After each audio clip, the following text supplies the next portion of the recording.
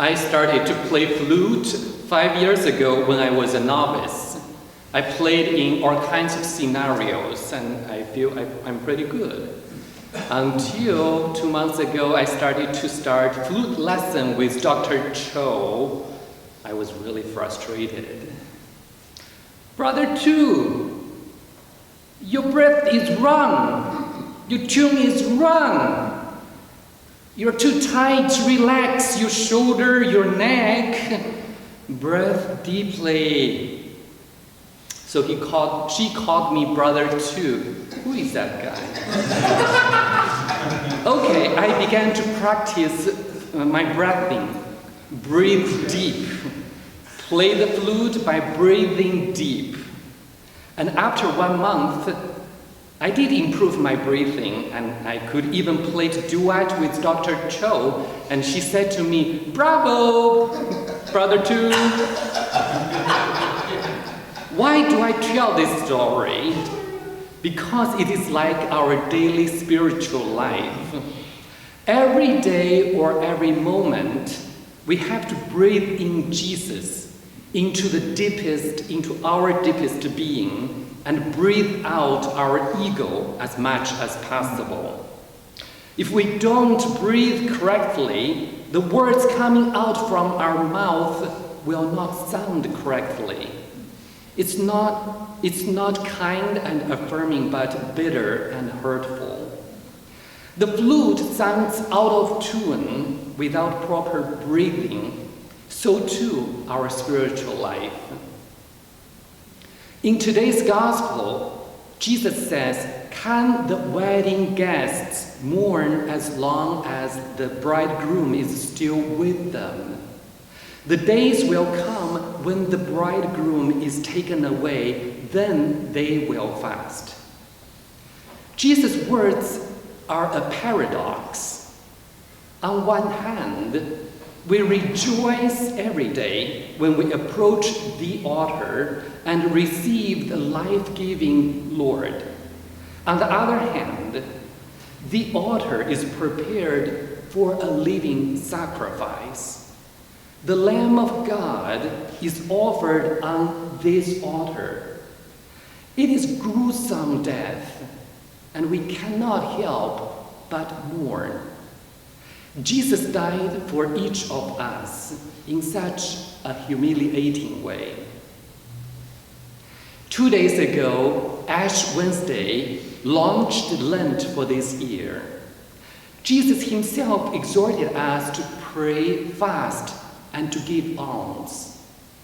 If such actions lead us to a more ego-centered self, that is wrong breath, and we will not sound good. By the way, I wrote this homily 2 days ago before Paul's homily yesterday. So he stole from me. Just kidding.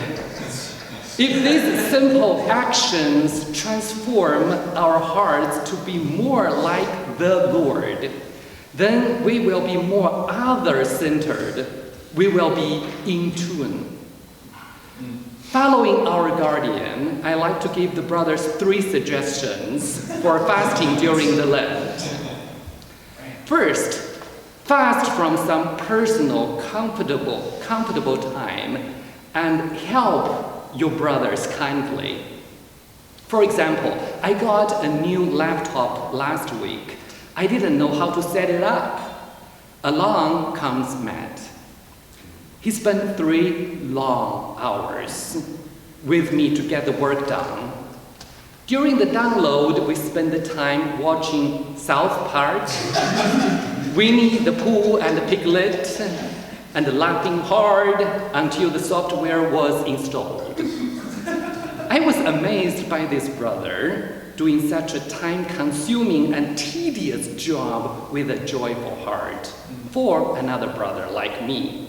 And I know I'm not alone who has been helped by brother Matt's fasting from himself to be generous with another brother. Second, fast by doing perhaps harder job than assigned. We all do dishes. but only a few brothers get the heavier, dirtier job of being at the sink, scrubbing those heavy plates. Thomas Choi, Joseph Fan, and Luke Kim. So Choi, Fan, Kim. Thanks so much, brothers. Can each of us take the lead one day and put our hands into the dirty waters as we receive in turn the unassuming and humble grace of Christ? Third, fast some time spent on social media, television, phones, and choose instead to explore the interests of another brother.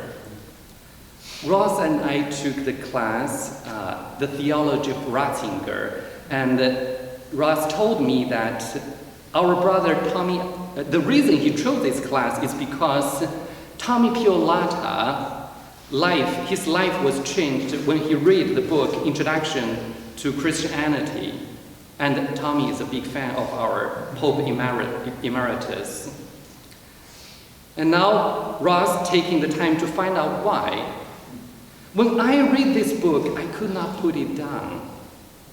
Tommy's personality and his devotion to the Lord seem to unfold little by little.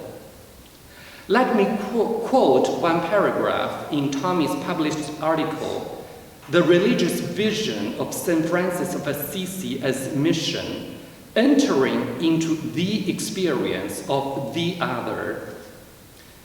According to Pope Benedict XVI, mission is characterized by being sent, living totally from the Father.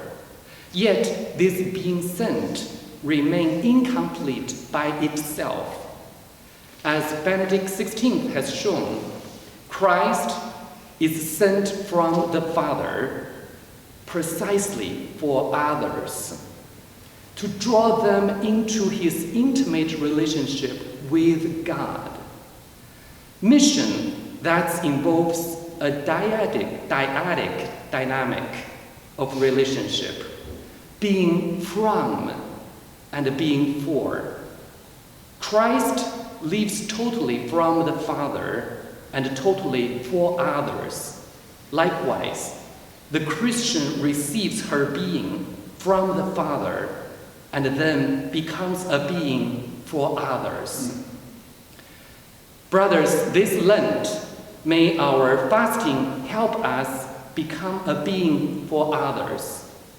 May we live totally from the Father and totally for others. This Lent, let's breathe. Amen. Amen.